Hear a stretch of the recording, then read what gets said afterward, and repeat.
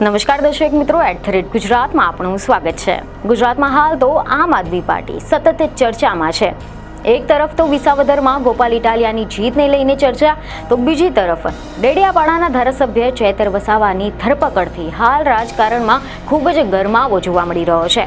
નર્મદા જિલ્લાના ડેડિયાપાડા ખાતે પ્રાંત કચેરીમાં લાફાકાંડમાં ધારાસભ્ય ચેતર વસાવા 5મી જુલાઈથી જેલમાં બંધ છે અને તેથી જ તેમને છોડાવવા માટે બધા જ પ્રયત્ન સતત પરિવાર દ્વારા કરવામાં આવી રહ્યા છે।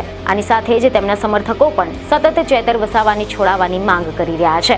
ત્યારે હવે આવામાં તેમની બંને ધર્મપત્નીઓ પણ પોતાના પતિ માટે મેદાને ઉતરી છે।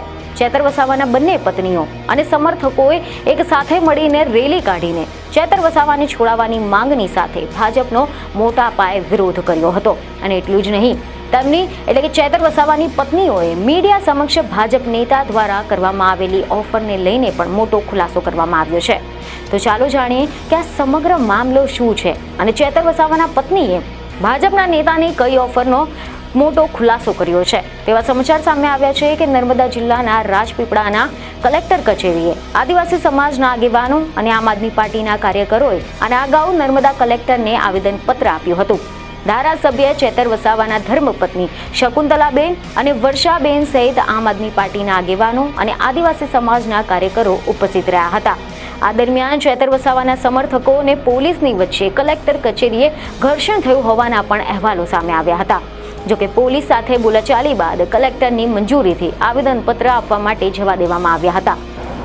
તો બીજી તરફ આના અગાઉ એવા સમાચાર હતા કે ભાજપના સંજય વસાવાએ કે જેમને ચેતર વસાવાની વિરુદ્ધ પોલીસ ફરિયાદ નોંધાવી હતી, તેમને એવી શરત મૂકી કે જો ચેતર વસાવા જાહેરમાં માફી માંગે તો હું કેસ પાછો લેવા માટે તૈયાર છું। પરંતુ હવે આના જવાબમાં ચેતર વસાવાના પત્ની વર્ષાબેન વસાવાએ સ્પષ્ટ શબ્દોમાં મીડિયા સમક્ષ જણાવ્યું કે સંજયભાઈ સમાધાન પર આવ્યા છે, પરંતુ ચેતરભાઈએ જેલ બેઠી છે, અમે સમાધાન કરવાના નથી। ચેતર વસાવા કોઈ જ માફી નહીં માંગે, એ લોકો પાસે કોઈ પુરાવા જ નથી। સીસીટીવી ફૂટેજ જાહેર કરે, ચેતર સાચા છે તેઓ માફી નહીં માંગે। એટલે કે વર્ષાબેનના નિવેદનો દર્શાવે છે કે આમ આદમી પાર્ટી આ મામલે કોઈ જ સમાધાન કરવા તૈયાર નથી અને ચેતર વસાવાને નિર્દોષ સાબિત કરવા માટે અડગ છે। જોકે મીડિયા સાથે વાત કરતા વર્ષાબેન વસાવાએ વધુમાં એમ પણ જણાવ્યું હતું કે અમારી રેલી પર 144 લગાવવામાં આવી। જ્યારે ભાજપની રેલીઓ નીકળે છે ત્યારે કોઈના પર ગુના દાખલ નથી થતા। પોલીસ પર રાજકીય રૂપ પકડીને ચાલી રહી છે। પોલીસ એકતરફી કામ કરે છે। પોલીસ ભાજપની છે અને એટલે જ ભાજપનું કામ કરે છે। આ નિવેદનો દ્વારા તેમણે પોલીસની કામગીરી પર પણ અનેક સવાલો ઉઠાવ્યા અને સાથે જ તેને રાજકીય પ્રેરિત ગણાવ્યું હતું।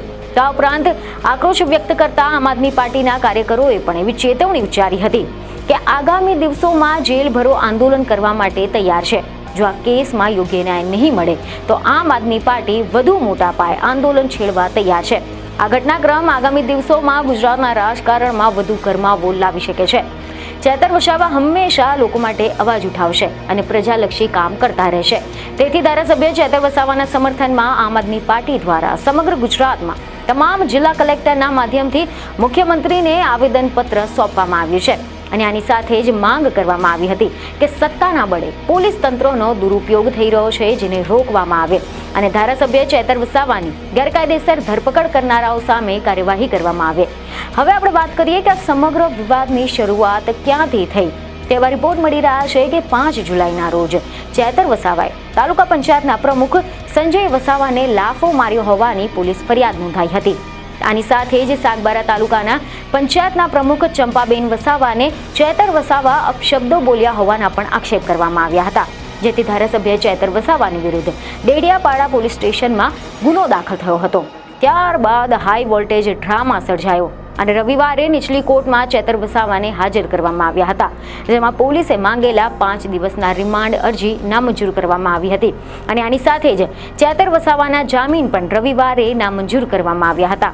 જેથી ચેતર વસાવાને જેલ મુક્ત કરવા માટે રાજપીપળા ખાતે આમ આદમી પાર્ટીના કાર્યકર્તાઓ, તેમના સમર્થકો અને ચેતર વસાવાની બંને પત્નીઓ વર્ષાબેન શકુંતલાબેન વસાવાની આગેવાની હેઠળ એક વિશાળ મહારેલીનું આયોજન કરવામાં આવ્યું હતું અને આ રેલીનો મુખ્ય ઉદ્દેશ કલેક્ટર કચેરીને આવેદનપત્ર સુપરત કરીને ચેતર વસાવાની તાત્કાલિક મુક્તિની માંગણી કરવાનો હતો।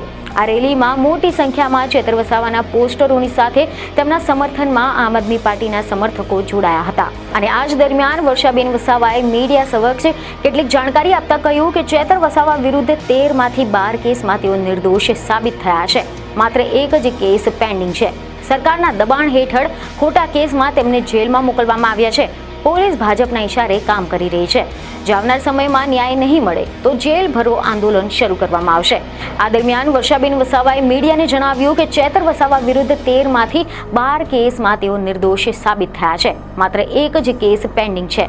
સરકારના દબાણ હેઠળ ખોટા કેસમાં તેમને જેલમાં મોકલવામાં આવ્યા છે. પોલીસ ભાજપના ઇશારે કામ કરી રહી છે. જો આવનાર સમયમાં ન્યાય નહીં મળે તો જેલ ભરો આંદોલન શરૂ કરવામાં આવશે. અમારી એક જ માંગ છે કે પોલીસના દુરુપયોગ પર પગલાં લેવામાં આવે અને ધારાસભ્યની પ્રતિષ્ઠા બચાવવા માટે યોગ્ય તપાસ કરવામાં આવે. જો કે આ પહેલી વખત નથી બન્યું કે આ પ્રકારે ધારાસભ્ય ચેતર વસાવાની ધરપકડને લઈને તેમના સમર્થકો અને પત્ની દ્વારા વિરોધ માટે રસ્તા પર ઉતરવું પડ્યું હોય. આના અગાઉ પણ એવા અહેવાલ મળ્યા હતા કે જ્યારે ગુજરાતમાં લોકસભાની ચૂંટણી યોજાવાની હતી એની પહેલા જ આમ આદમી પાર્ટીના ધારાસભ્ય ચેતર વસાવાની વિરુદ્ધ વન કર્મચારીઓને મારવાના મુદ્દે પોલીસ ફરિયાદ નોંધાઈ હતી. અને તે સમયે તેઓ આ જ રીતે જેલના સળિયાની પાછળ હતા. અને એ સમયે આ કેસમાં તેમના પત્ની શકુંતલાબેન વસાવા પણ જેલવાસમાં હતા. ત્યારે પણ તેમને જનસમર્થન મળી રહ્યું હતું અને ત્યારે પણ તેમના પત્ની વર્ષાબેન વસાવા પોતાના પતિને જેલ મુક્ત કરાવવા માટે તેમજ ભાજપની સામે વિરોધ નોંધાવવા માટે મેદાને ઉતર્યા હતા. તો આ અંગે તમારો શું અભિપ્રાય છે તે અમને કોમેન્ટમાં જરૂરથી જણાવજો. બીજને ખબરો સાથે ફરી મળીશું. ધન્યવાદ.